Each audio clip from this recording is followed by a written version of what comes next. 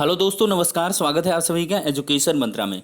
देखिए दोस्तों, सीएम योगी आदित्यनाथ जी का प्रतियोगी परीक्षाओं के बारे में एक बड़ा बयान सामने आया है, उस पर ही डिस्कशन होगा। और Aishwarya Bhati ma'am additional solicitor general के बयान के बाद काफ़ी हलचल है सोशल मीडिया प्लेटफॉर्म पर, और उस बयान के अलग अलग मायने निकाले जा रहे हैं, इस पर भी चर्चा होगी। और आर्डर में देरी का मतलब क्या, कोई बड़ा बदलाव तो नहीं है, इस पर भी थोड़ा सा डिस्कशन होगा। और मेरिटोरियस पर तर्क वितर्क जो हो रहा है उस पर भी थोड़ी सी चर्चा करेंगे।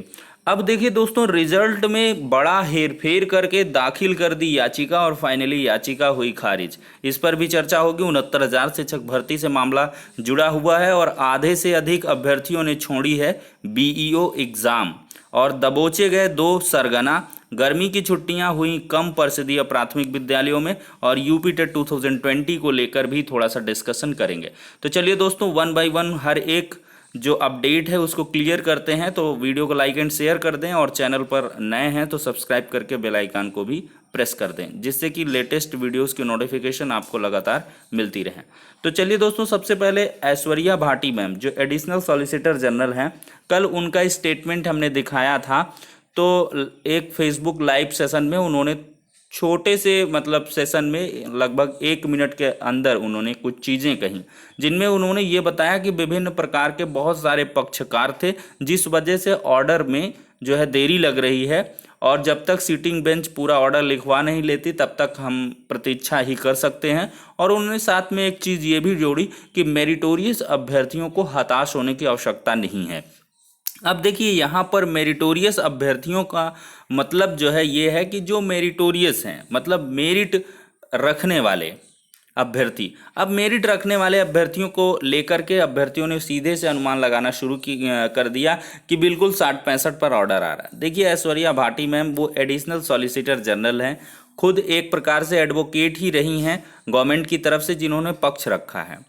उन्होंने अपने पक्ष के दौरान जो है ये चीज़ें रखी थी, लेकिन इसका कहीं ये मतलब नहीं है कि पूरी तरीके से ऑर्डर जो है 60-65 पर ही आ रहा है या 40-45 पर ही आ रहा है। क्योंकि 40-45 वाले का ये तर्क है कि कहीं ना कहीं जब भारांक को ऐड करेंगे 40-45 के क्वालिफाइंग मार्क्स के बाद, जो फाइनल मेरिट बनेगी, फाइनल गुणांक बनेगा, वो काफ़ी ज़्यादा बनेगा, और वो क्या मेरिटोरियस नहीं होंगे।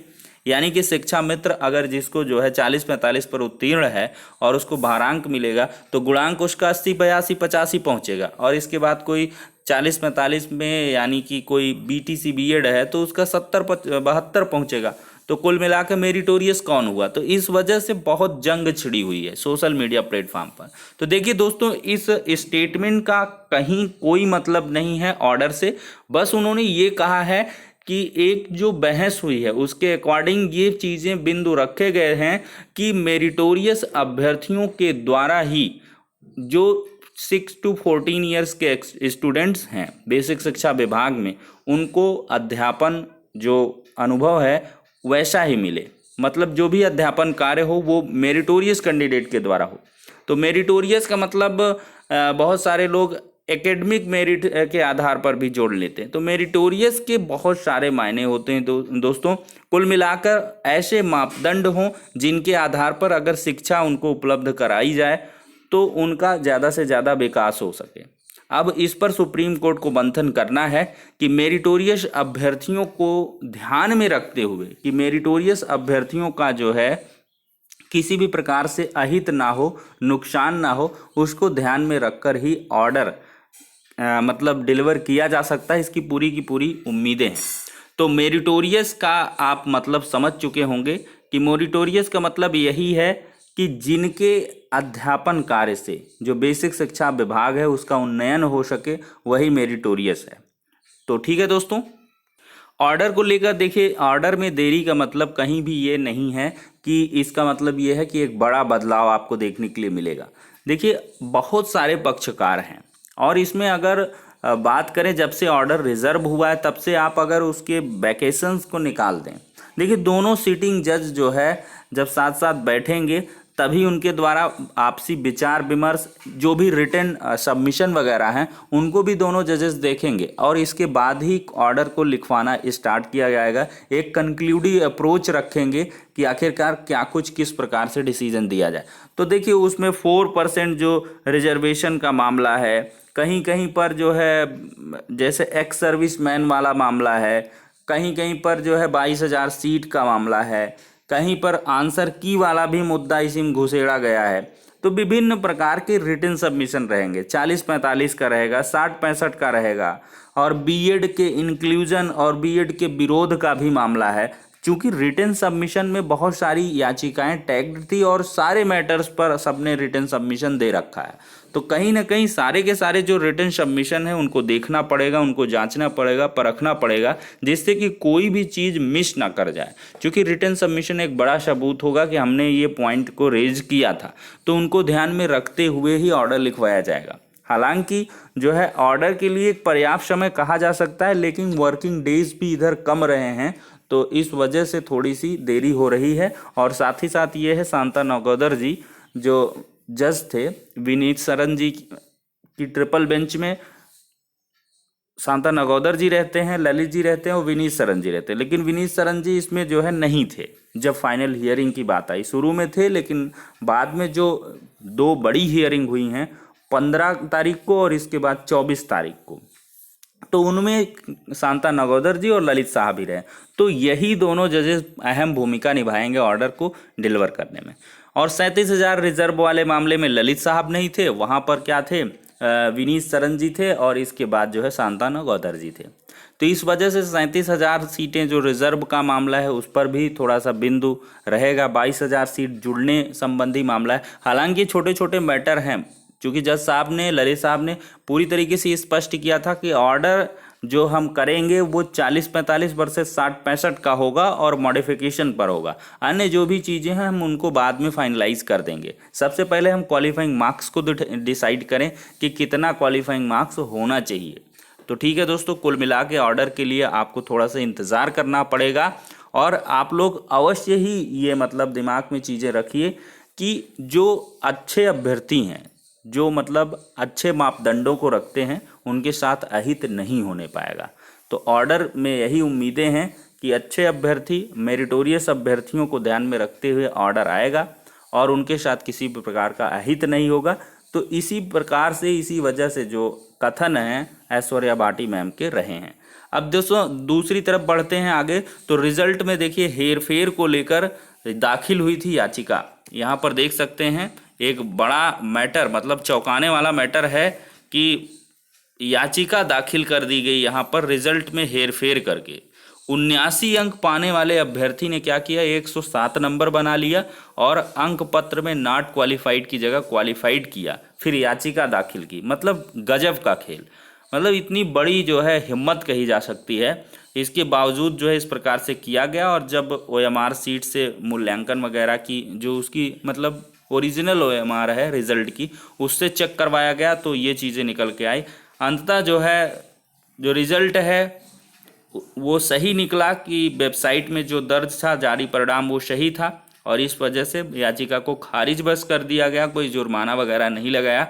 हालांकि 68,500 शिक्षक भर्ती में बिना किसी ठोस आधार के परीक्षा कराने वाली संस्था पर सवाल उठाने का यह पहला मामला नहीं है। इससे पहले 68,500 सहायक अध्यापक भर्ती के लिए आयोजित लिखित परीक्षा में एक अभ्यर्थी ने हाईकोर्ट में यह दावा करते हुए याचिका दायर कर दी थी कि वह पास है और उसकी कॉपी बदल गई है। कोर्ट ने जब मूल रिकॉर्ड मंगवाया तो पता चला कि अभ्यर्थी वाकई में फेल है। सचिव अनिल भूषण चतुर्वेदी ने बताया कि इस मामले में कोर्ट ने याचिका करने वाले पर 25,000 रुपये फाइन लगाया था, लेकिन इसमें फाइन नहीं लगाया। जज साहब थोड़ा सा सिंपैथेटिक दिखे यहाँ पर, इनके द्वारा ऐसा नहीं किया गया, लेकिन सीधे से याचिका को खारिज कर दिया गया।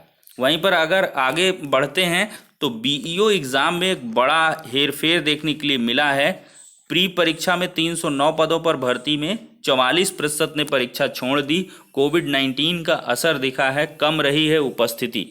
देखिए, काम नहीं आई करंट अफेयर्स की तैयारी, 6 माह पुराना पेपर, नहीं पूछा गया कोविड-19 से जुड़ा कोई भी सवाल।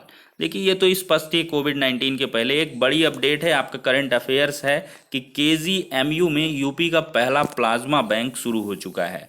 देख सकते हैं यूपी में कोरोना के गंभीर मरीजों को प्लाज्मा थेरेपी से इलाज मिलने की राह आसान हो गई है। केजीएमयू में देश का सबसे बड़ा प्लाज्मा बैंक खुल गया है।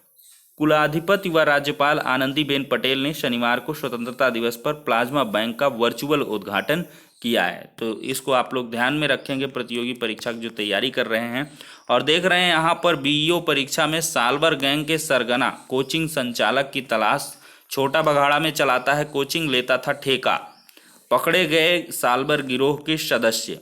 यहाँ पर अगर देखें तो बीईओ परीक्षा में जो है जो दूसरे की जगह में साल भर थे वो दबोचे गए हैं। यहाँ पर देख सकते हैं एसटीएफ ने रविवार को उत्तर प्रदेश लोक सेवा आयोग द्वारा आयोजित खंड शिक्षा अधिकारी परीक्षा में वास्तविक अभ्यर्थी की जगह साल भर बैठाकर परीक्षा दिलवाने वाले गिरोह के 2 सदस्यों को गिरफ्तार किया है।